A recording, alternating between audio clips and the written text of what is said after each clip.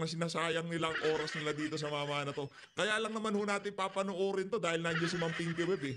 Kung hindi yan si Ma'am Pinky Web mag-i-interview dito, di na ho natin papanoorin. First, your reaction dito po sa draft resolution that was circulating among senators declaring the de facto dismissal of the impeachment case against Vice President Sara Duterte. Alam niyo po, alam ng mga gumawa niyan na unconstitutional yan at ito ay dereliction of duty, ika nga sa military. Ano? At but they're pushing it. Bakit tinutulak ito ng mga pro-Duterte senators? Kasi natatakot sila na pagka nasimulan ang impeachment trial ni Sara, makikita. Nasasamid ka pa, Brad. Mga kabalbalan na nga lang sinasabi mo. Nasasamid ka pa. Sige, makikita yung ano. Yung mga iba't ibang krimen ni Sara Duterte. All right. Higop ng kape. Makikita daw. Yan gusto. Teka ha, ano muna natin? Let's set the record straight kung tawagin, no? Si VP gusto niya ng impeachment. Ang may ayaw ng impeachment si Marcos Jr., di ba? Siya na mismo nagsabi, ayaw ko ng impeachment, di ba? Yung mga taga-House of Representative, yung mga amo mo dyan na kung saan na talagang siya ka sa mga nagpakasangkapan para dyan sa nangyayari na ngayon na kay dating Pangulong Rodrigo Duterte, ayaw na rin nila ng impeachment. Magkalinawan tayo dito. Ang may ayaw ng impeachment ngayong mga panahon na to, si Marcos Jr. at ang House of Representatives. Pero ang tatanungin natin si VP Sara, gusto niya bloodbath nga eh. Did you see it coming though that may magpapaikot na ganitong draft resolution prior to supposedly the June 11 reading of... Kadiri naman itong Strillanes. Bago ka kasi sumalang, clear throat ka muna. Hindi yung nakasalang ka, clear throat ka ng clear throat. Naknanto ka, play mo na yan eh. Ayusin mo, Brad. Kaya ka natatalo eh. Or the presentation of articles of impeachment and the oath-taking of the senator judges? Hindi natin nakita yan nung simula. Kasi supposed to be ministerial ang role ng pagbubukas ng impeachment trial. Kasi maliwanag yung sa Constitution, hindi mo kailangan ng malalimang interpretasyon dyan. Pero binabaluktot ang interpretasyon. Precisely, merong agendang pigilan ang impeachment trial. But if you actually, Senator, look at the numbers, and even during the midterm elections, the results of the midterm elections, it didn't really favor the administration. In fact, it favored the opposition or the Duterte bloc, as they call themselves. So bakit po sila matatakot when it seems, doon po sa mga nagbibilang, they have the numbers? Yes. Alam nyo kung kumpiyansa talaga sila dyan sa numbers na yan.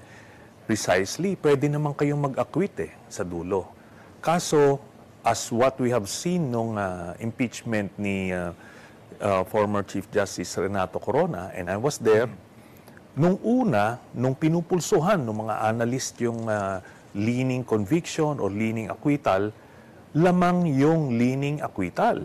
No? I think ang bilang noon, 10 yung leaning conviction, 13 yung leaning acquittal. Pero because of the evidence, nung na-present na yung ebidensya during the trial, kinalaunan, 20 yung nag-convict, 3 lang yung nag-acquit. Ganun. Bola na naman yan. Dahil daw sa ebidensya, hindi.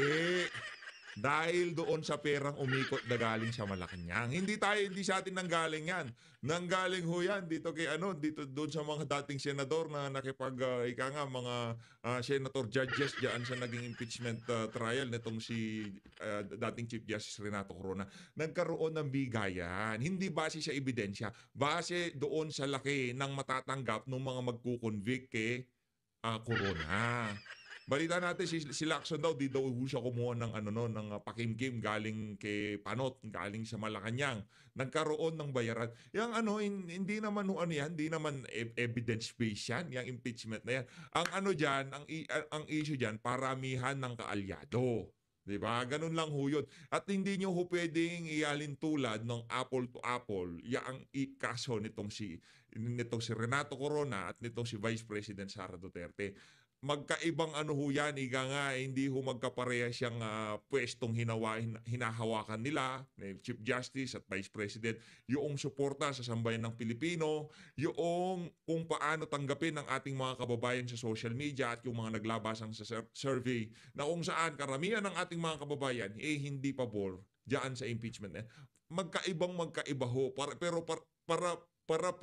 para pagkumparahin nitong si Trililing na yung impeachment nitong si BP at nitong si Renato Corona kesyo ganito yan nung magkakaroon na ng conviction biglang iba yung naging boto ng mga senador nagbase ho sila kung gaano kalaki ang matatanggap nila sa pag-convict kay Corona. Yun. Anong din na mangyayari dito? Ang bilangan kasi sa dulo, hindi sa... Grabe no, yung tipong ano ho sila, no, yung mga pinklawan, mga dilaw. Sige, magbardago lang kayo, magbakbakan kayo, mga Talyanista at mga Duterte. Yan ang dahilan kaya nanalo si Bamat itong si Kiko. Hindi, si Bamat at Kiko nanalo dahil sa kabalbalan ng eleksyon na yan, no?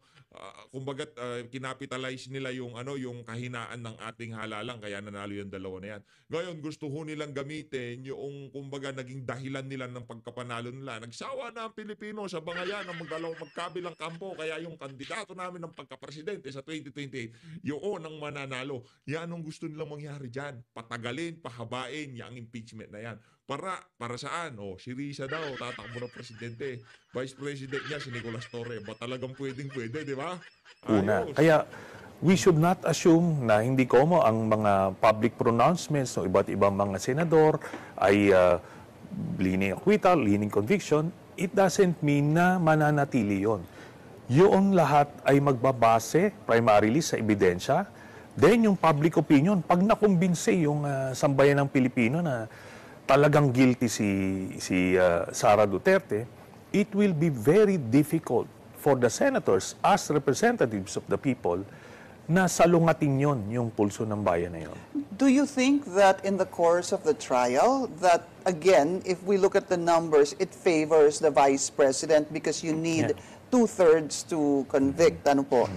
Do you think that as the trial, if the trial will actually proceed, that there will be a change of mind among those who believe the Vice President should be acquitted? Okay, i-categorize natin. Yung mga hardcore na Duterte senators, kahit na makita nila sa video na kung anong krimen ang ginagawa, hindi yan. No? Nakita natin yung viral video ni Pulong Duterte na nag-a-attempt sumaksak ng isang tao. It didn't affect the hardcore followers ni... At least alam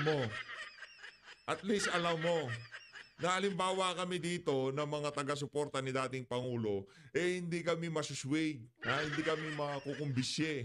Kahit ano pang ebidensya ilabas nyo, dahil lahat yan, sigurado, kabalbalan ho yan, yung mga ilalabas. Naku, huwag ho kayo maniwala dyan.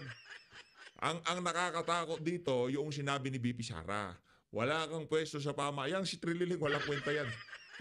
Tataka nga tayo, bakit napunta na naman sa bilyon? Di nga nanalo. Di nga makatakbo na senador dahil hindi mananalo. Tumakbo na ng mayor, hindi pa rin nanalo. Tapos manghihingi na lang kayo ng mga punto de vista dito pa sa Trililing, anak ng toko. Nandito naman si PH Update. Ako mag-aanalisa dyan. Diba? Yun gusto nilang mangyari dyan. Yung tipong mga nasa gitna na ayaw nilang ma-impeach si BP. Maligawan nila, ma-shift nila yung public opinion na dapat ma-impeach si Sara kasi yung mga ebidensya. Anak ng toka, Brad, di pa nag-uumpisa impeachment. Linatag na ng mga prosecutor yung mga ebidensya nila. Alam namin. Gusto mo isa-isahin ko sa'yo mga ebidensya nila. Anak ng toka. Lahat ng pinanggalingan ng ebidensya nila, kung hindi pa sila mag-committee on bad government, wala pang ebidensya laban kay BP Sara. At yung mga ebidensya pa nila, puro falsifikado. Ang nakakatakot dito, kung ano ang ilalabas ni BP Sara. At yun din ang gusto nyo mangyari kayong mga dilawan, mga pinklawan. Kasi, paborable sa inyo, kahit magpukpukan ng mga Duterte at mga loyalista nga. Diba? Paborable sa kanila Ngayon, para sa mga loyalista at ensaymada, ang hihina ng mga kokote nyo. Ginagamit na kayo ng mga pinklawan, mga dilawan, gumugusto pa talaga kayo. Di ba? Hindi kayo marunong magbasa ng sitwasyon. Walang mawawala sa kanila kahit magpukpukan. Pero pag si BP Sara, binigyan nyo ng pagkakataon dyan, yung amo nyo na nagpapasweldo sa inyo, nako, tatrabahuin niya ni BP Sara. Yun ang ating sigurado. Ni Pulong. Ganon din dito. Hindi na yan maapektuhan. So ilan ba sila? Ilan po yun? We're counting at least, at most 5. Yung hardcore na Duterte na kahit the evidence is staring them in the face, hindi sila Who are they, mag-isip. Senator? Well, I think Pagka yung sasabihin na kahit na yung ebidensya nagsusumigaw na sa pagmumukha nila, hindi magbaba. Pagka ikaw nagsasabi, walang bigat eh. Diba? Hindi ka nga abogado eh. Kahit si Drilon, sinabi na nila, mga kasama niya sinabi na walang bilang. Mahilig managinip ng gising niya si Trililing eh. Mahilig kung managinip ng gising yan.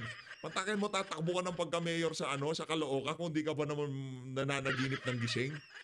Kakalabanin mo yan si Malapitan. O ang nangyari, sa kapinulo, sa kangkungan. Ngayon, nag-aasik ka na naman ng lagim sa sa social media at mainstream media. Hayaan nyo lang, wala naman nakikinig dyan eh. Ngayon, anong bigat ng mga sinasabi ng mama na yan? Walang naniniwala. Trililing, tigilan mo na yan. Ano mo na itabi mo na yung katiting na kredibilidad na natitirang meron ka. Manahimik na kayo, por favor. think kilala naman yan yung mga tao na yan. But if you want to enumerate, andyan dyan na si Aimee, si Bongo, Bato, Robin, tsaka si Marcoleta. Yan So, po yun, yung sinasabi. Ang galing magbilang ah. Doon ka lang tumama, Brad. So kulang na lang kami ng 4. Si Villar, bakit hindi mo sinama? Si Aimee Marcos, di mo sinama. 2 yon, inendorso ni BP Sara. 7 na yung Brad. 9 lang kailangan namin. Nananaginip ka talaga ng gising. Sa tingin mo, masuswade ng mga ebidensya yan si Aimee Marcos? O kahit na sabihin natin manggagamit yan. Kasi pagka bumoto siya ng convict si BP Sara dyan, talagang, naku, ikaw talagang grabe ka na. O yang si Camille Villar, sa tingin niya, buboto ba ng convict yan? Iko-convict ba niya si BP? Ito talaga, ano na lang yung tipong kahit yung mga miron sa social media, bro, hindi sila maniniwala sa pag-aanalisa mo eh. Sabi yung Pambira. 5. ayan, yan yung solid. Then, 7 na yon, yung binanggit ko. 5 yung sinasabi niya, hindi niya binanggit yung 2 inendorso nitong si BP Sara, si Camille at si Aimee. 2 na lang hinahanap ko. Paano pagka bumoto yang si Jinggoy? Paano bumoto yang yung mga re-electionist dyan? Si Jinggoy, si JV. Pagka yung 2 na yan bumoto, dahil nakikita naman ho nila, lakas ni BP Sara. At sigurado kami, yung mga yari kayo. Kung labanan lamang ng mga impormasyon o mga punto de vista sa social media, dahil majority sa impormasyon na pinagkukuhanan ng ating mga kababayan nanggagaling dito sa social media. Hindi kayo upra dito, Brad. Partida nga video mo na nga pinapanood ko, binabaliktad ko ba yung mga kabalbalan mo, di ba? pag titignan nyo, merong 10 na pwedeng kumbaga leaning conviction or alam nila based on the information na nakita na beforehand, leaning conviction, 10 So, may yan. 10. Oo. Then you have 9 na tinatawag nating sabihin na nating undecided or transactional votes na tinatawag natin. Transactional votes, no? So, itong mga ito ay kumbaga, they can go They can either sway. way. Yes. So, just doing that, doing the math there, pwedeng umabot ng 19. Brad, pagdating sa mat mo, walang walang maniniwala dyan sa mat mo na yan. Hindi mo sinama yung 2 inendorso ni BP Sara.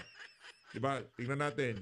Ay, sinama ba niya ito si Bato, si Bongo, si Robin, si Marcoleta. Sino pa nga kasi yung isa?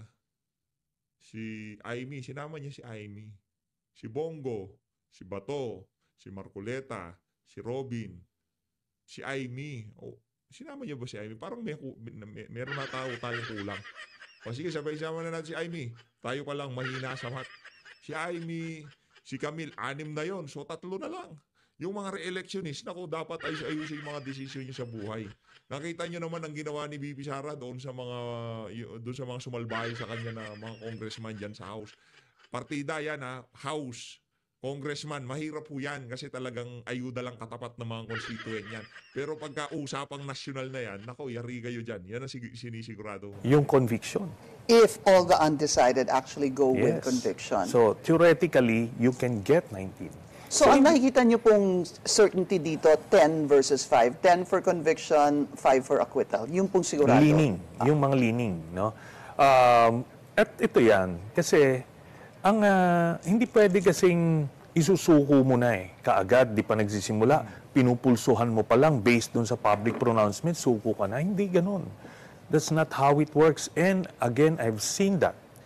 Talagang kahit sa mga botohan nun, lamang na lamang yung mga pro-acquittal kay Chief Justice Corona. Pero nung lumabas yung mga bank accounts, tapos nung nag-meltdown si Chief Justice Corona doon sa witness stand, nagbago isip ng karamihan.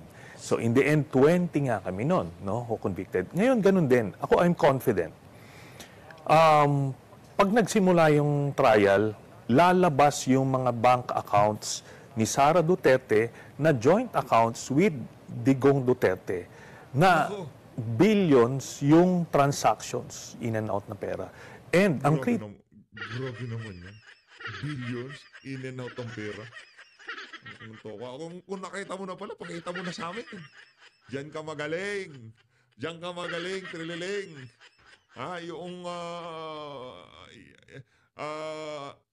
Ikaw na nag-aakusa, gusto mo, manggaling pa ang inibidensya doon sa mga inaakusan mo. Latagan mo kami dito. Mga dokumento, yung talagang totoo, galing sa bangko. Hindi, kasi pagka inumpisa niya yung impeachment na yan, ano na ho yan? AMLA na ho yan. Wala na magagawa si VP Sara. Bubuksan na lahat ng bank account niya, pati ng asawa siguro niya, kasama dyan. Kabiyak niya, di ba? Lahat ng bank account na nakapangalan sa kanya, bubuksan ho lahat yan. Wala nang ano dyan, wala nang wala nang tawag dito, yung privacy ni VP Sara. Lahat to, bukas ho lahat yan. Tayo naman, alam naman natin na walang tinatago itong si VP. Nung nagdaang eleksyon, meron hong quotable quote yang si Philip Salvador. Walang Duterteng magnanakaw. Yan ang sinisigurado natin dyan. Pero mga dilawan at mga pinklawan, naku, napakarami ho niyan. Mahilig pang makitulog sa kama ng mga makakapangyarihang opisyal, di ba? Kahit ng mga pinklawan at dilawan ho sila, basta meron ho silang common vision ng mga ibang politiko, kahit nakalaban nila, kahit na siniraan nila o kung ano pa man yan, kahit na yung prinsipyo, hindi ho sila magkaparehas. Basta, meron silang common goal, makikiapid yung mga walang yan. Nakita nyo ang ginawa nitong mga pinklawan at dilawan doon sa issue nitong dating Pangulong Rodrigo Duterte. Nagtulong-tulong ho yung mga yan. Ngayon, palong-paluho sila dito sa issue ng impeachment, pero doon sa issue ng napakaraming issue ng gutom, kriminalidad, kawalan ng mga turista, nakakatakot ayaw ng mga turistang pumasok sa Pilipinas, di ho sila nagsasalita dyan. Ang mindset na lang focus lang ho sila sa goal. Kahit iwanan na nila lahat, basta yung goal nila ay masunod. Ano yung goal nila? Ma-impeach si VP Sara. Yun lang ho, magpukpukan dyan sa impeachment trial, yung mga loyalista at mga DDS. Yan lang ho.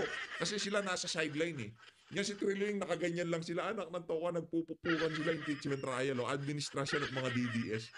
Yung mga taga-ensaymada at talyanista, pag nawala si VP, hulaan nyo kung sinong bibirahin itong si Trilling. Pag wala ng banta, pagka hindi na banta si BP sa 2020, hulaan nyo sinong bibirahin, sinong tatahulin itong si Askal.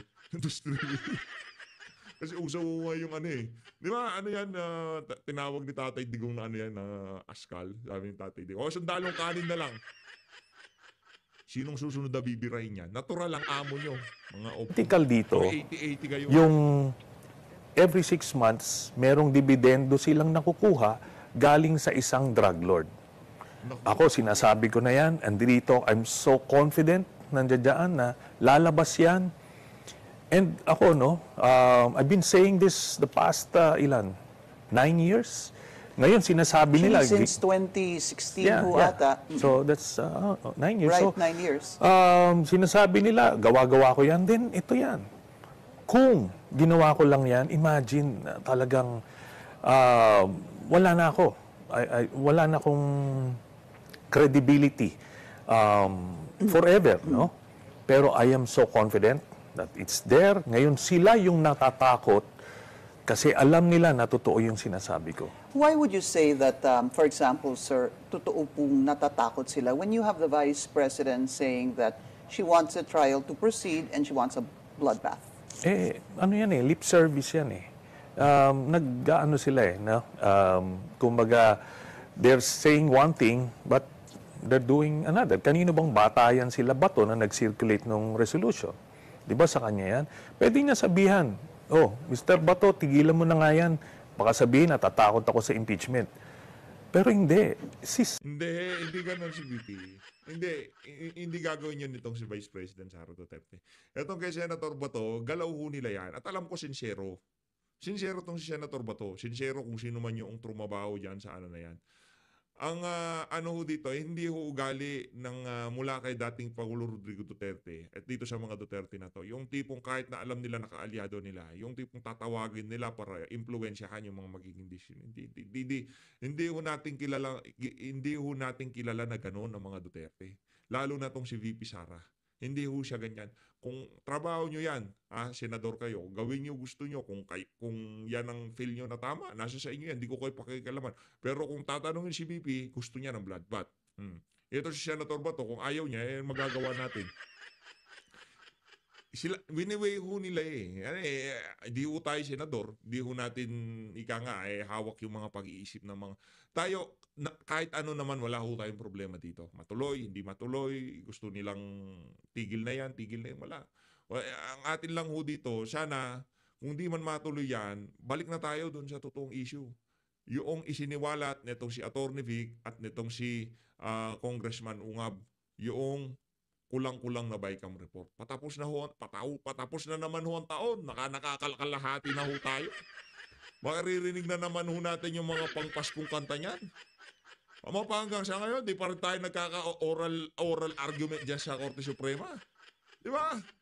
Ang labo lang ho mga kababayan. Ito yung mga issue na dapat pinag-uusapan. Kasi dito, direktang tinatamaan ang pamumuhay ng bawat isang Pilipino. Budget ho mga kababayan.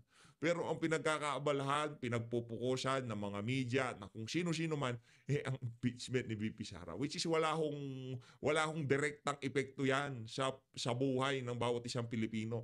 Kung yaang nawaldas na pera dyan sa ano na yan, at alam natin, walang nanakaw dyan, 125 million pesos. 125 million. Kung nasasaktan tayo dun sa 125 million, hindi natin alam kung paano winaldas at yun naman talaga ang purpose ng confidential fund.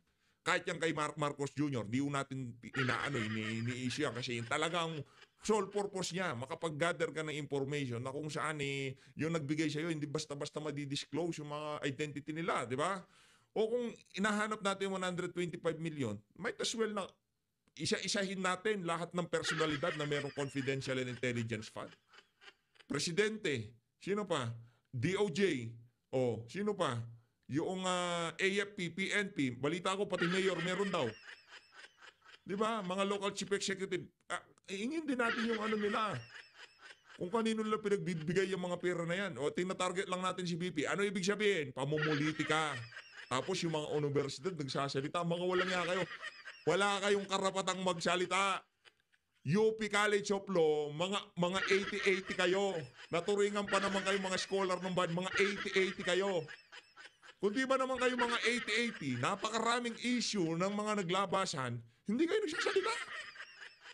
Dito sa impeachment, walang turistang nagpupunta sa Pilipinas, napakadelikado ng ating mga kalsada, korupsyon, kriminalidad. Anak ng toko, di kayo nagsasalita, impeachment? 80-80 ho talaga yung mga yan. Si Sara, yung front lang niya yan na parang confident siya. But I can imagine her shaking. Hindi nakakatulog yan. Kasi alam niyang pag Pambira, Kaya di ka nanalo Puro ka-fake news yan Yung ganda ba na yon ni BP Sara? Teka, hanap nga ako ng latest picture ni BP dito. Tapos tanungin ko kung mga kababayan natin, itong mukha ng toko ah. Ito ha. Baka ganyanin kayo ni BP Sara. Ito. Ito na kasama nila si ito si Palangga. Kasama nila si Palangga. Yang itsura ba na yan ang hindi nakakatulog? Ha, Trililing? Walang yaka talaga. Yan ang nga ba sinasabi ko kaya ayaw kitang gawan ng kaya ayaw kitang banatan eh. Oh, yang ganda na yan ni BP Sara, yan ba ang di nakakatulog? Teka lang. Baka sabihin nitong si Trililing na angguluhan lang dyan si BP, sabihin, anggulo lang yan. Di naman talaga, yan, di ba? Stress yang si Sara, Ito. O yan, naku, sumobra pa sa laki. O yan, sige, yan. Ano masasabi mo dyan? Ha? Talagang yung mukha ni BP, glowing na glowing eh. Di ba? Yan bang di nakakatulog? Pambihira ka, oo. Ikaw ang mukhang di nakakatulog. Kasi from senator, tumakbo ka ng party list, magdalo, di ka nanalo. Ngayon, tatakbo ka na mayor, di ka pa rin nanalo. Baka ikaw di nakakatulog. Pambihira ka. Kami, mga DDS, mga Duterte supporter ako, pag natulog kami, para kami mga baby. Para kami mga baby, ang sarap ng tulog namin. Di ba? Sa lahat ng aspeto ng pamumuhay, wala kaming tigatig, ika nga, relax, sleep like a baby, ika nga, di ba?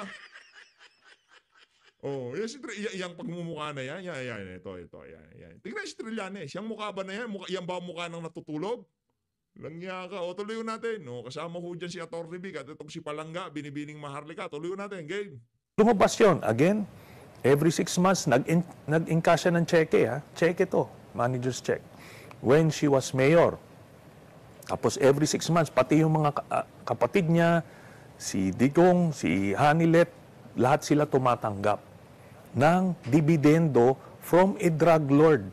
Pag nakita yan ng taong bayan, nako, pati yung mga supporter nila sa Mindanao, sa military, sa police, they will realize now na tama pala kami all this Senator, time. if it's true, what you're saying, Yeah. bakit ho ganun kalakas ang loob ng ama, ng vice president o yung kanyang kapatid na sinasabi niyo mag-withdraw every 6 months? Sorry? Bakit ho ang lakas ng loob nila Oo. na gawin ito?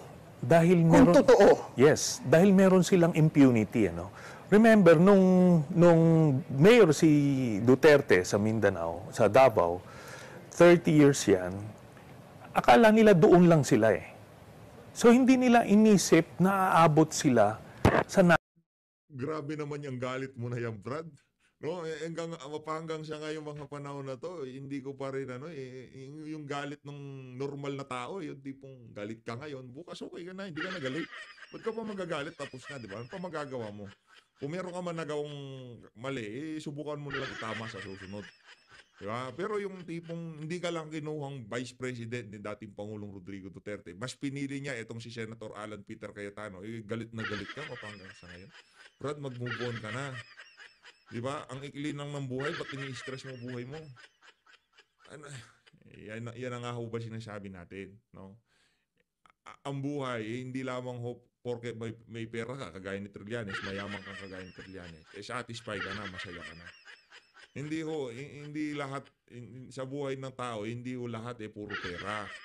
Dapat magkaroon ka ng pagpapatawa, Trillanes, para makatulog ka na rin ng masarap, kagaya ni BP Sara. Ayan yung sinasabihan mong di natutulog ng masarap, ang ganda, di ba?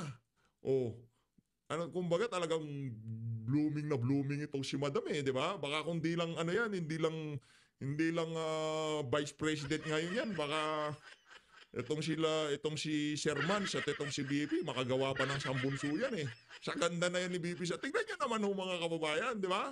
Makakabunso pa yan. Nakananto ko siyempre busy pupunta ng Hague, pupunta ng Pilipinas, busy ho si BP Sara at mga programa dyan sa Office of the Vice President. Wala na sigurong medyo busy. Lalo na pagka naging presidente yan. Sorry na lang dito kay Shermans, di ba? Ano pa naman pagka yung mga Duterte nagtrabaho, focus ho sila. Kung meron ho silang vision, meron silang mission na kailangang talagang matapos bago ang kanilang administrasyon o maumpisahan, Talagang tatrabahuhin ho nila yan. Ano ang isa sa mga mission at vision nitong si VP Sara?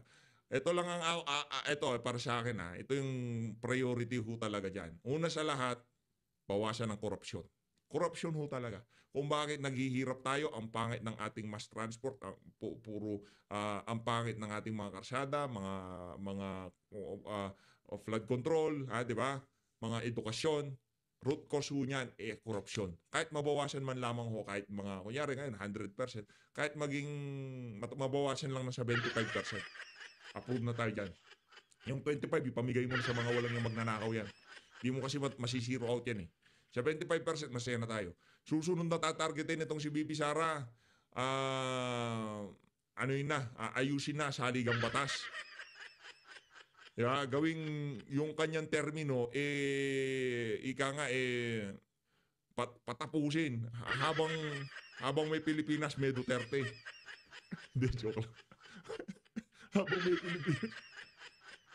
Sorry na lang mga Pinglawan, wala na talaga eh. National, na magiging vulnerable sila, subject sila sa scrutiny. In fact, si Digong hindi niya naisip na merong ICC eh. Di ba? So kaya nung ginagawa niya yung mga criminal activities niya, akala niya wala na accountability. So ganun sila pinalaki. Kaya nga sabi, pag nakita mo, hindi naman ito parang ignorance na bakit ka mag-i-encash ng cheque, no? Pero ganun na nangyari. For at least 4 na payments, then saka sila nag-ship sa cash. So after nung 2-year period, they realize may paper trail yun. And what is that 2-year period? What are those years? 2011 to 2013. Balikan, Income Grabe itong si Trililing. No? Nung tipong alam niya na ng mga kasinungaling yung sinasabi niya, paniwala pa rin mo siya. Ito naman si Ma'am Pinky Web, talagang kumakatanong, anong year yun? Anong year yun? Madam, ay sa bagay, alam na rin naman itong si Ma'am Pinky Web na yan, mga kabalbalan lang ho yung mga sinasabi na yan ni Trililing. Alam din ho niya. Alam ho ng lahat ng mga nakikinig kay Trililing. Hindi nga nanalo eh. incumbent mayor siya niyan, Incumbent mayor, hindi niya dinideclare sa SALN, tapos, ang tanong, bakit ka tumatanggap sa isang drug lord?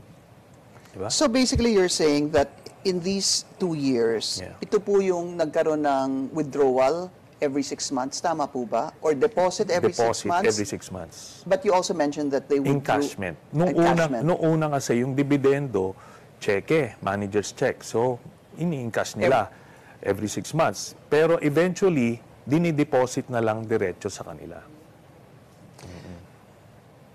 The fact, sir, hindi ma-digest nitong si Ma'am Pinky Web yung sasabihin.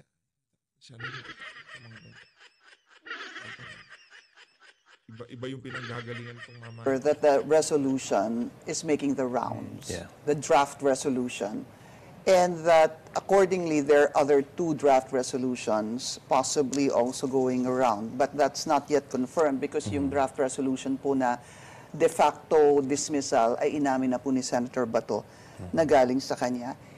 Kung magkaroon po ng motion anytime before June 13, bago po ang sine die na tinatawag nga po, this can be taken up. Kayo po is dating senador. Yeah. This can be voted upon. And with a simple majority, this resolution, kung ito po ang gagamitin nila, itong de facto dismissal, may win. Ano po mangyayari pagka yun po, nagkaroon po ng botohan at manalo po ito yung dapat na i-dismiss, yung trial ni Vice President Sara Duterte? Actually, marami silang pwedeng gawin to stop the trial aside from that. Pwede silang mag-motion to adjourn, pero mag-question ng lack of quorum. So, tatapusin lang. The same way na pinatay nila noong February. Kasi noong February, they could have done this, pero hindi nila ginawa dahil may nag-motion for adjournment. I-flashback ko lang, nung corona impeachment. Kawawa ho yung Senado eh. Talagang pinagtutulungan mo sila ngayon eh. Mga Pinklawan, mga Dilawan, mga Talyanista, mga loyalista, sinisisi ho yung Senado, transmit yung mga articles of impeachment. As in, last 2 seconds. Hindi yung minutes, last 2 seconds. Last day ho ng sesyon, doon ho transmit.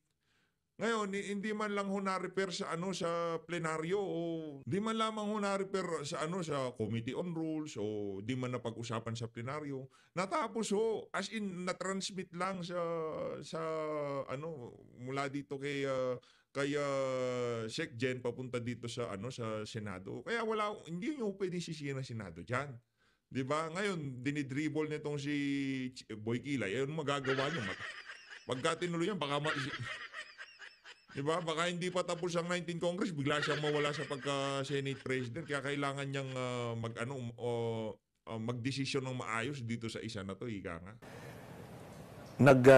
Na-transmit ng House, or for that matter, ng House, nag-decide sila, 1/3, December 12, December 13, transmit sa Senate, ni-receive sa Senate.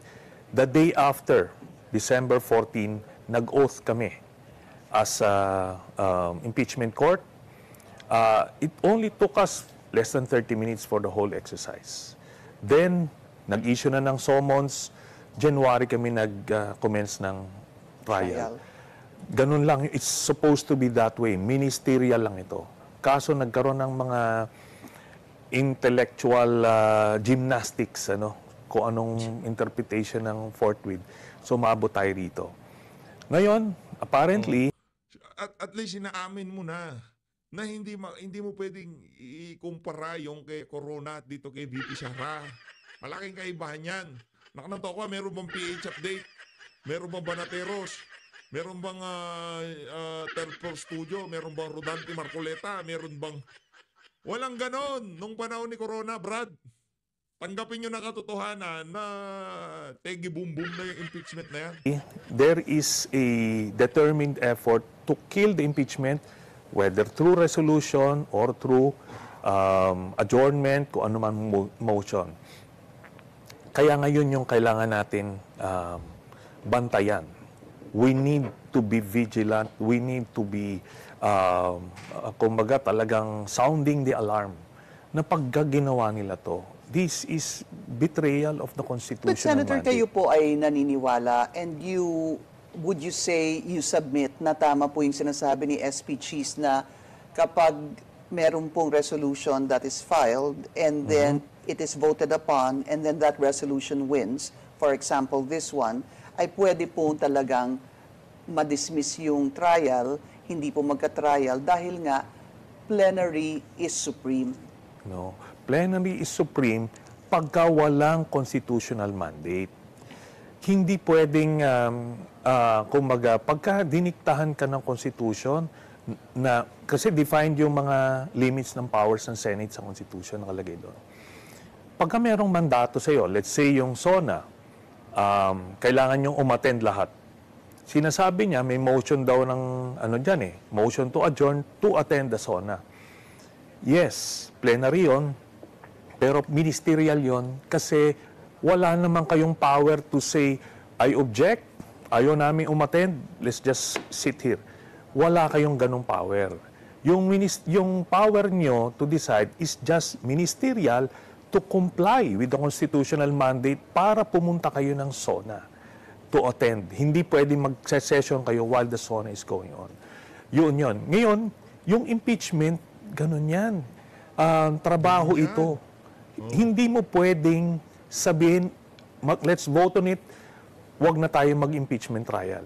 Ibig sabihin, yung plenary powers ng Senate is above what is dictated on by the Constitution. It appears that way because that's what the Senate President is saying. And in fact, if anybody wants to question this, he says, you are free to do this before the Supreme Court. Yes, yan nga yung sinasabi niya. That's his opinion. Pero before this, kahit tanungin nyo yung mga Senate presidents before him, 9 out of 10, siya being the deviant one, magsasabi na, we don't have any choice. The Constitution says tayo magkakandak. Hindi mo pwedeng i-dismiss yung kaso antimano na without hearing the trial. Wala nakalagay sa Constitution. Ang nakalagay sa Constitution nun, mag-trial ka, i-acquit nyo kung idol mo si Sara Duterte, di acquit.